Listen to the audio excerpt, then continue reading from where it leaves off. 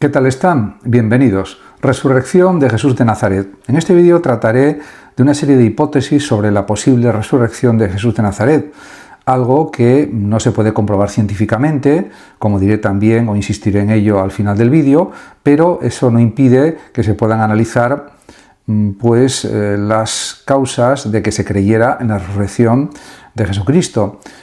Por supuesto, con todo respeto al cristianismo y a la religión católica y a las creencias religiosas, pero se puede analizar todo esto desde la historia de la filosofía, desde la historia, y a lo largo de los siglos se han formulado múltiples hipótesis para explicar o comprender la afirmación de que Jesús resucitó de entre los muertos.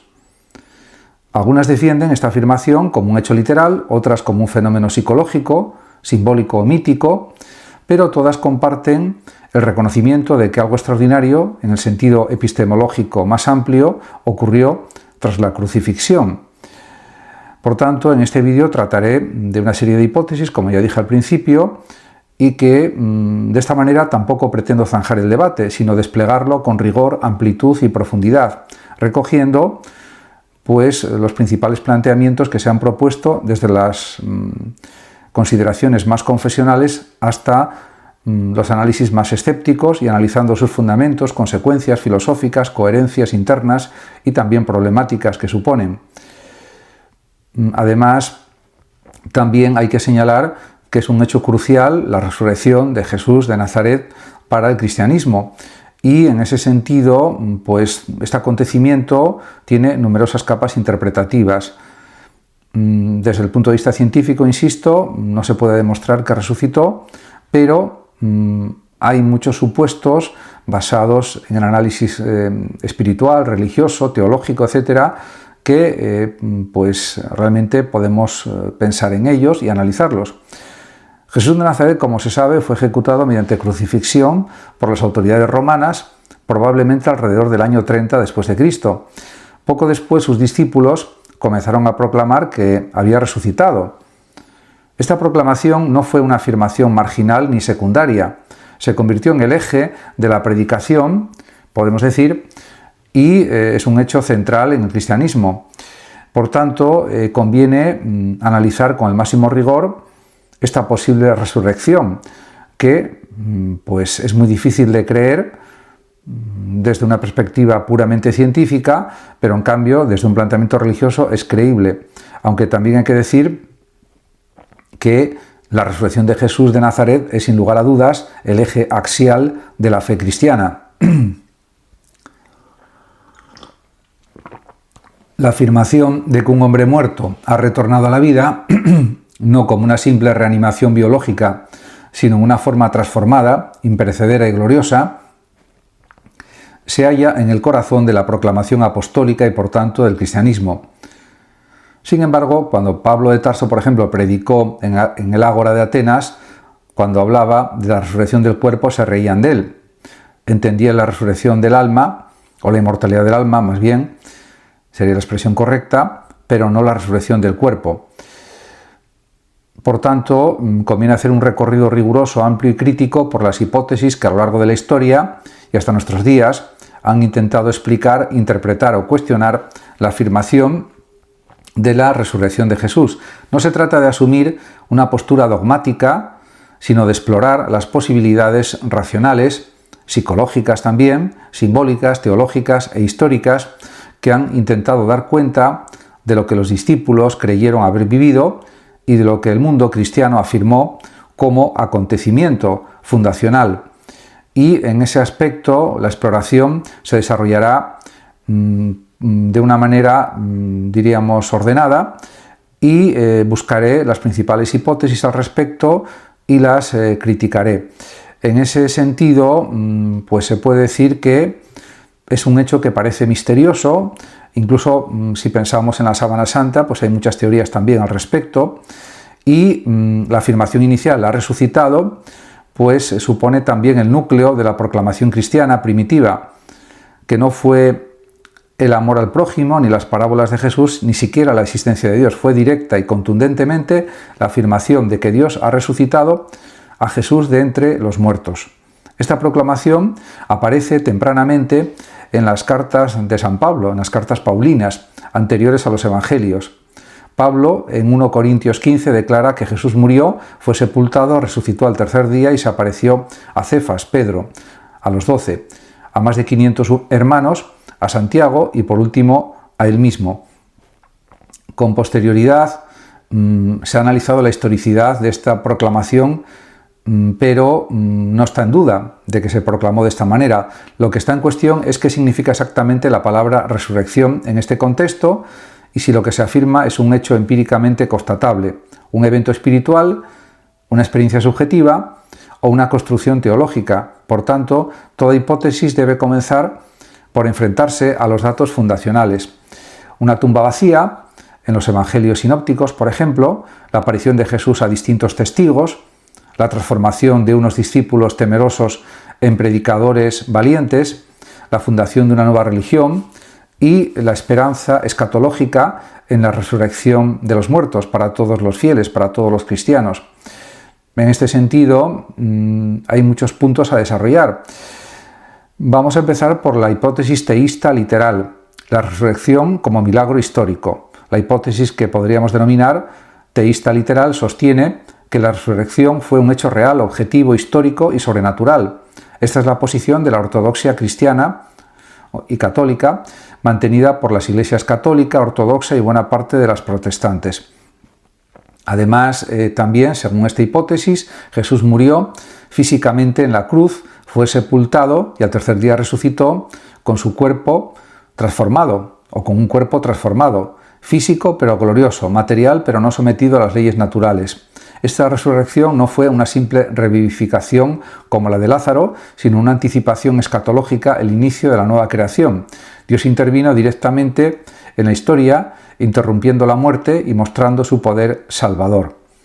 Y además hay que decir también que los argumentos a favor de esta hipótesis incluyen, por ejemplo, la transformación radical de los discípulos que pasaron del miedo a la proclamación pública, el martirio de muchos testigos que según esta interpretación no se dejarían matar por una mentira, por un engaño, la coherencia con el conjunto de la predicación de Jesús también, que anunciaba la llegada del reino de Dios, y también hay que poner en valor la tumba vacía, relatada por los evangelios y difícil de explicar en una sociedad con fuerte control funerario, como la romana.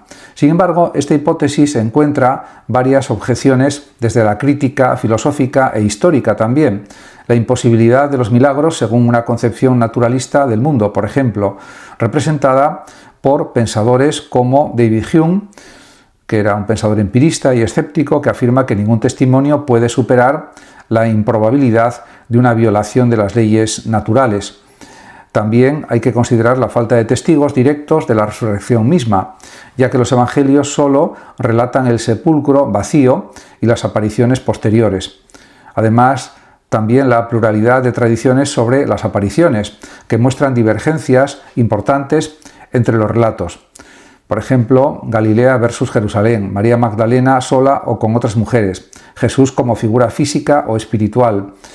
Además, también hay que considerar el hecho de que todas las fuentes provienen de creyentes, lo cual no las invalida necesariamente, pero sí limita la neutralidad del testimonio.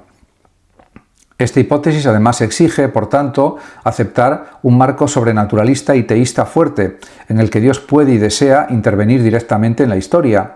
Para quienes comparten dicho marco, la resurrección no solo es creíble, sino central, pero para quienes adoptan una visión naturalista del mundo, esta hipótesis parece inaceptable sin una prueba empírica real de una magnitud que hasta la fecha no ha sido proporcionada. Por tanto, se puede decir que es una hipótesis que no está verificada.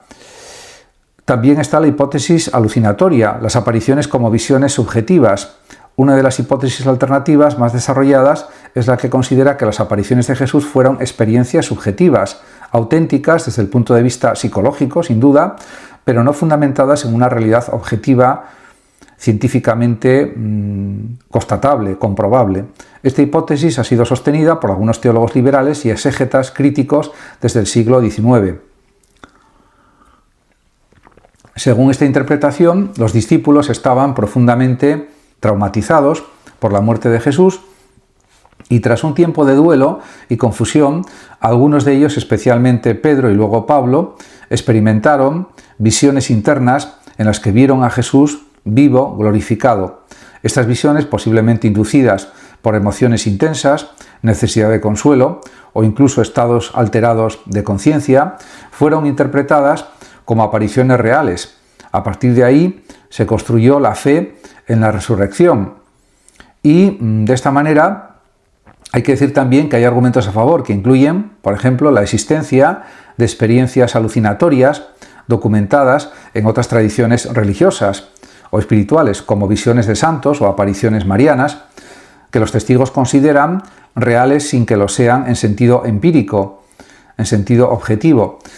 Además, también hay que valorar la subjetividad intrínseca de las apariciones, que rara vez son colectivas y suelen afectar a personas predispuestas emocionalmente. Y también hay que tener en cuenta la conversión de Pablo, quien nunca conoció a Jesús vivo y cuya experiencia se asemeja más a una visión interior que a un encuentro físico. Además, esta hipótesis también enfrenta críticas importantes. Por ejemplo, la dificultad de explicar las apariciones múltiples y colectivas como la de los 500 hermanos en 1 Corintios 15, aunque algunos exégetas dudan de su historicidad. También hay que valorar la falta de cultura visionaria en el judaísmo del siglo I respecto a resurrecciones individuales antes del fin de los tiempos, lo cual dificulta enormemente que los discípulos interpretaran sus visiones en ese sentido. Además, también hay que mencionar la tradición del sepulcro vacío, que parece apuntar a una realidad física más que psicológica, y considerar también la escasa credibilidad de alucinaciones compartidas, que desde un punto de vista clínico, psicológico, son muy raras. Y también, por otra parte, esta hipótesis es coherente con un marco naturalista y explica la génesis de la creencia sin recurrir a lo sobrenatural. Requiere, eso sí, aceptar una cierta intensidad y propagación de experiencias visionarias, posiblemente alimentadas por la desesperación, sin duda, y la necesidad espiritual. Pero también hay que decir que esto no es suficiente. Por otra parte está también la hipótesis simbólica, la resurrección como mito teológico. Es otra línea de interpretación que sostiene que la resurrección no fue un hecho físico ni una experiencia subjetiva, sino un símbolo teológico creado por la comunidad cristiana primitiva para expresar que Jesús seguía vivo en sentido espiritual y escatológico. Y desde esta perspectiva se puede decir que esta hipótesis se encuentra en autores influenciados por la crítica de Rudolf Bultmann, quien propuso desmitologizar el Nuevo Testamento para acceder a su contenido existencial. Para Bultmann, los relatos de la resurrección deben leerse en clave querigmática, es decir, como expresiones de la fe, no como crónicas históricas. Y en ese sentido, según esta hipótesis, los primeros cristianos, convencidos de que Jesús había revelado el sentido último de la existencia, comenzaron a proclamar que su vida y su mensaje no habían sido derrotados por la cruz, por la muerte. La afirmación de que ha resucitado expresa, por tanto, la convicción de que el destino de Jesús no ha sido el fracaso, sino la victoria de Dios sobre el mal. El lenguaje de la resurrección, en este caso, sería una forma simbólica de afirmar que Jesús permanece vivo en la comunidad, en la esperanza escatológica, en el compromiso ético, en la experiencia de fe. Y a favor de esta interpretación se puede señalar, por ejemplo, la riqueza teológica del lenguaje simbólico, que no depende de verificaciones empíricas, por ejemplo, el paralelismo con otros mitos de resurrección en el mundo antiguo, que usaban el lenguaje de la muerte y la resurrección para expresar ciclos cósmicos o renovaciones espirituales. Y también hay que valorar la pluralidad y desarrollo progresivo de los relatos pascuales, que sugieren también una elaboración teológica más que un simple testimonio directo. Por tanto, se puede decir que a pesar de todo esto, se plantean objeciones y son las siguientes: la radicalidad de la proclamación cristiana, que no parece explicable solo por un mito simbólico, sino que requeriría una experiencia fundante más contundente; la insistencia en la resurrección corporal, que no se acomoda fácilmente a una lectura puramente simbólica, y además exigiría la coherencia con la tradición judía, donde el simbolismo sin realidad histórica no tenía mucha cabida. Además, en definitiva, esta hipótesis se inscribe en una interpretación del cristianismo, una hermenéutica del cristianismo que privilegia el mensaje sobre el acontecimiento, la interpretación sobre el hecho.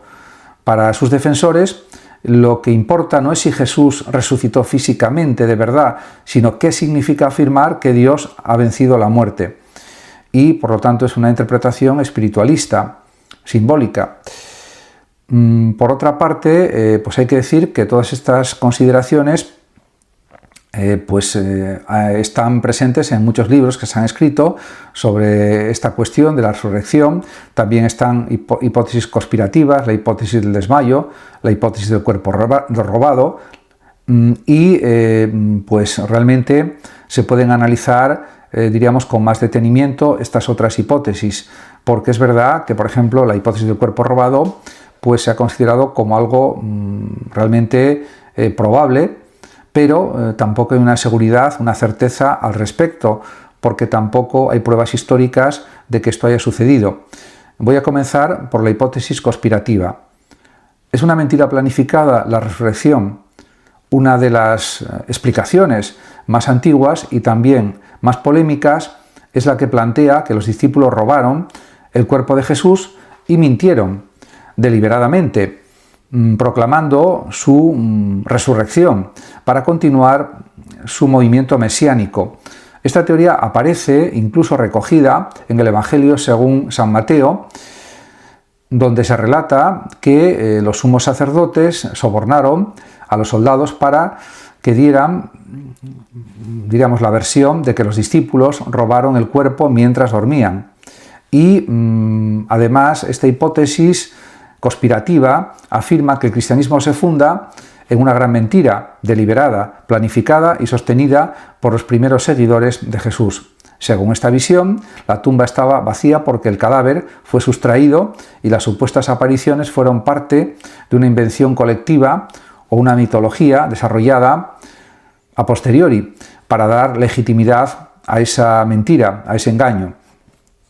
Los argumentos que se pueden utilizar en su defensa suelen incluir la necesidad de los discípulos de mantener vivo su movimiento y liderazgo tras la ejecución de su maestro, también el hecho de que los evangelios muestran una creciente elaboración teológica en torno a las apariciones y también la existencia de sectas o líderes religiosos posteriores que también manipularon hechos para cimentar su autoridad.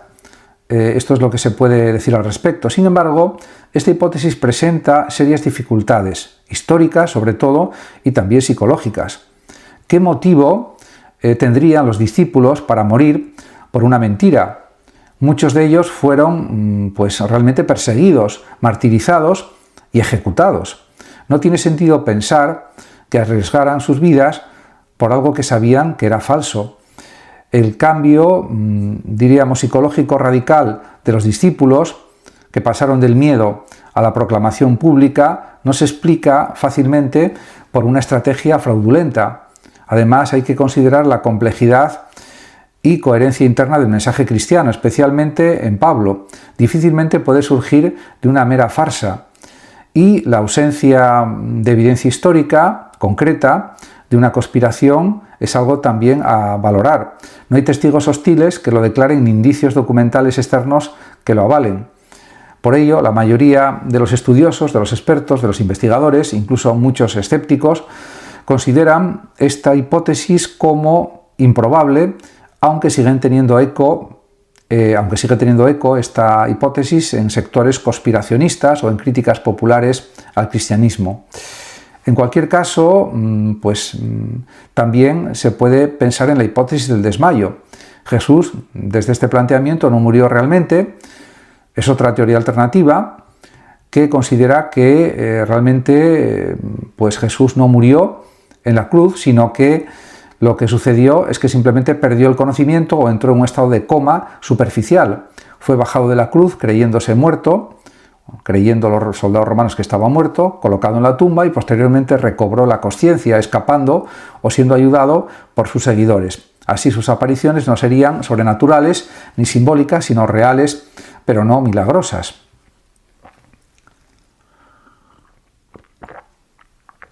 Desde este planteamiento, pues es difícil explicar algunas cuestiones, aunque esta idea se popularizó en los siglos XVIII y XIX entre algunos racionalistas europeos como Karl Barth y Friedrich Schleiermacher, y ha sido repetida en círculos escépticos contemporáneos. Sus supuestos apoyos incluyen el hecho de que la muerte por crucifixión podía tardar días en producirse y Jesús estuvo solo unas horas en la cruz. Y también se valora la posibilidad de que los soldados romanos se equivocaran al declarar su muerte y que el relato del Evangelio de Juan, que menciona sangre y agua saliendo del costado de Jesús, es interpretado por algunos como signo de vida, de que no estaba muerto realmente. No obstante, esta teoría también es altamente problemática o improbable. Los romanos eran expertos en ejecuciones públicas y difícilmente hubieran cometido un error tan grave. Jesús fue flagelado brutalmente antes de ser crucificado, lo que hace su supervivencia extremadamente improbable. Aun si hubiera sobrevivido, estaría en estado crítico, incapaz de mover la piedra del sepulcro ni de inspirar entusiasmo entre sus discípulos. Esta hipótesis, por tanto, no explica la convicción de los discípulos de que Jesús había sido glorificado y transformado, no simplemente reanimado.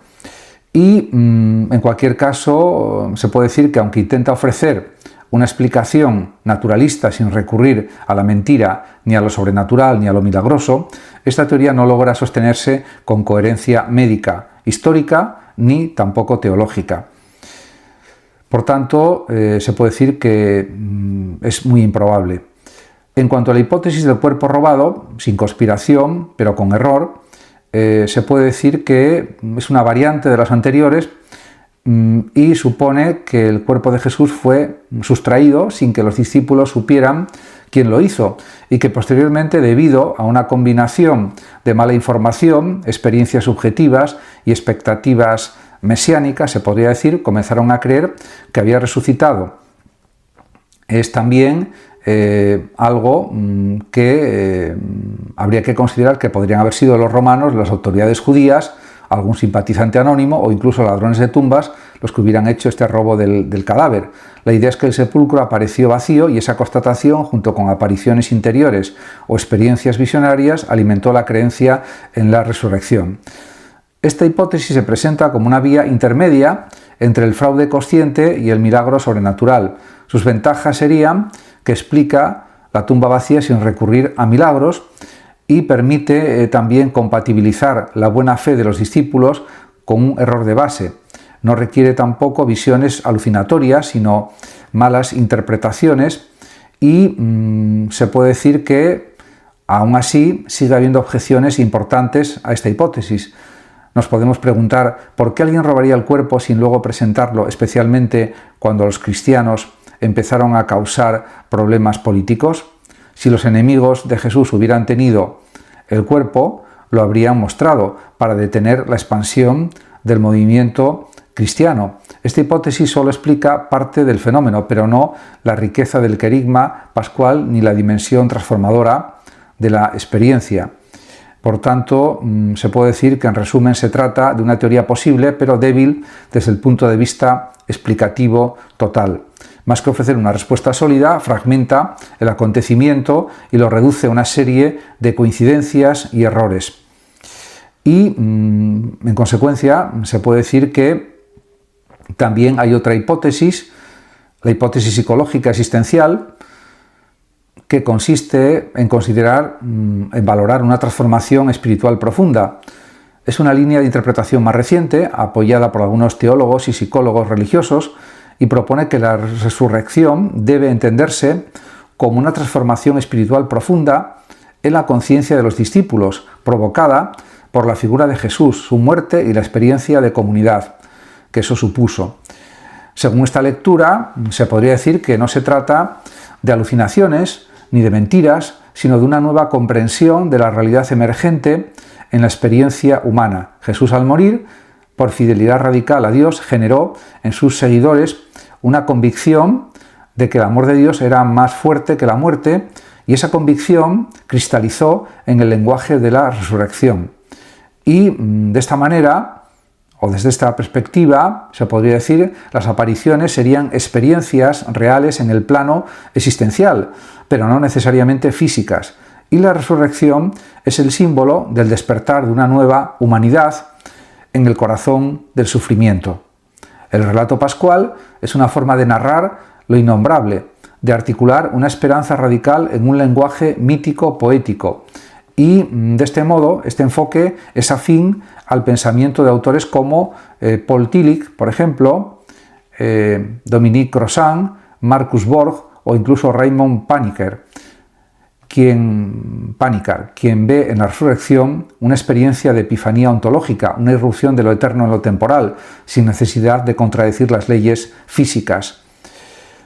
Este modelo se puede decir que tiene la ventaja de respetar la fe sin exigir literalismo histórico, también de integrar los datos psicológicos y culturales y mantener también la relevancia contemporánea de la Pascua sin chocar con la ciencia.